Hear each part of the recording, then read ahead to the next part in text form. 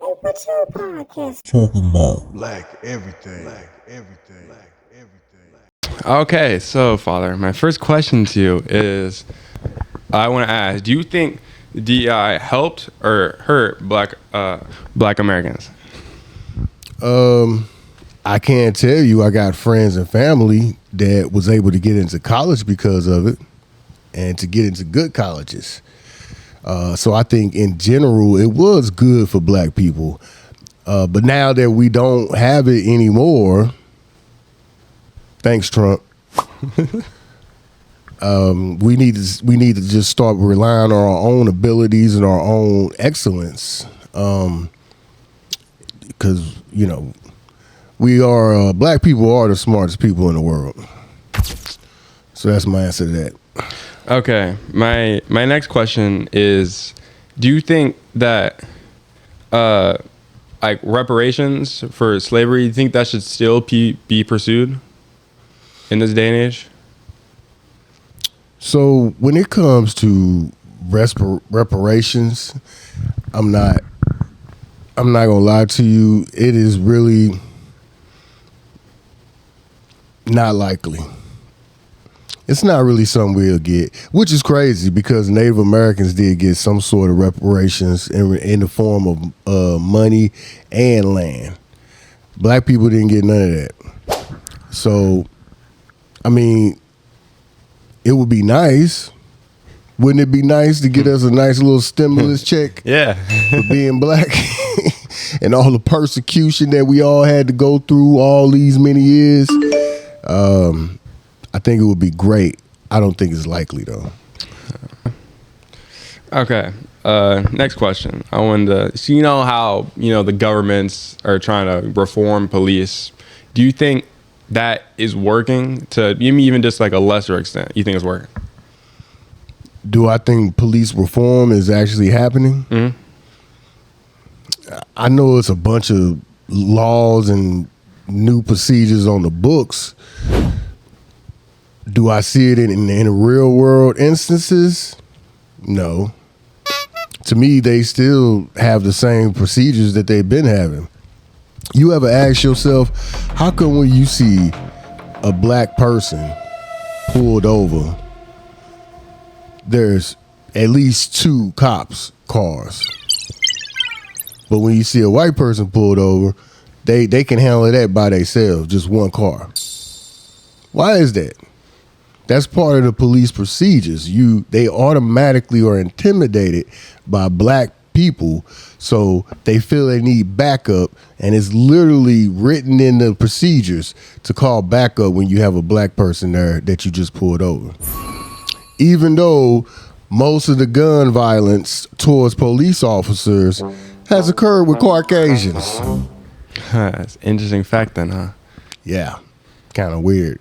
So no, I don't see it in any real world practices. I would love to see it police reform, period. I think it is something that we need to continue to strive towards and something that we can need to push legislation through to get it. But at the end of the day, I don't see it in the everyday real world form. All right. Well, I was also wondering, do you think that social media, I mean, you know how wide and broad that is, but do you think social media is helping or hurting black culture? I think it's hurting. Just look at how over sexualized our black women are when it comes to Instagram, Facebook, and stuff like that. And then on top of that, the only news you hear on social media, if a black person is getting a ton of views, they're usually doing something stupid, ignorant, or illegal. Yeah. And that's like the only type of news footage we get, or coverage we get. And so I think the current state of social media is hurting us. I also feel there's potential for it to help us. I see a lot of positive signs out there, a lot of people doing really, really good positive content, and like us, like we're trying to put out black empowerment, black excellence, for black unity. We get more stuff like that out there onto social media. Now we're progressing as a race. So you think social media can be good? I do think it can be good, yeah. Okay. All right. So are black men treated differently today than 30 years ago? But how? How so, if they are? Well, a lot of folks don't think there's any difference, to be honest. You said 30 years ago, so what? That's About 1996. 1999, 96.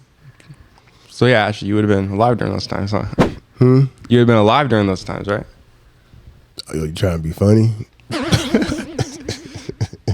You calling me old? Anyways, so I was around 30 years ago. I was around 16. Damn. And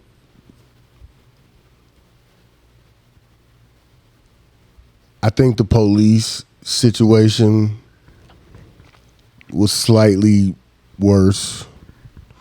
That was during the Bill Clinton administration for the presidency. So a lot of black folks have Bill Clinton as one of their favorite presidents because we actually did prosper during that time. I think maybe as a race we progressed. I don't know if the world has gotten any better, really. I mean, you would think with the advent of social media and how everybody has a handheld phone right in their hands, you would think there will be less police brutality. Yeah, but there's clearly more. There's the same amount, maybe even more. Now, some would say, hey, it's the same amount. It's just now everybody catching it on camera. And that's a fair argument. But I do think that right now that a lot of policemen even feel more empowered to do police brutality because they know, hey, if I get caught on camera, I'm more than likely ain't going to get no consequences, because that's usually what happens. Somehow they figure out a way to justify whatever wrong beatings that they did to this black person, or even if they killed them or shot them. So I don't know, man. I think it's all about the same. 30 years ago versus now is about the same. Okay. Well, now I want to ask, in your opinion, what do you think is the biggest challenge that young black men or even mixed men, people like me, are facing right now? Your generation lacks identity. And I'm not saying you as a mixed kid. I'm saying as a black kid, their identity is kind of up in the air.